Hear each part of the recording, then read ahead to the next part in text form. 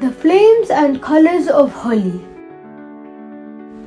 In ancient lands where legends grow, a tale of fire and love did flow.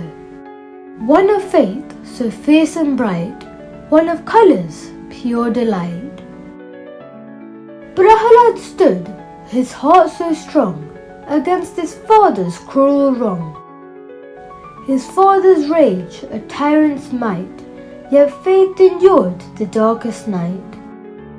Holika's flames rose wild and high, but trickery burns beneath the sky. Her boon had failed, her fate was clear, while Prahlad stood, untouched, sincere. The winds had turned, the fire swayed, and with the flames her price was paid. Fire grew, her laughter died, consumed by flames she burned inside. And then in Vrindavan, where rivers flow, a question stirred in Krishna's soul. His skin was dark while Radha's fair. Would she still love him? Did she care?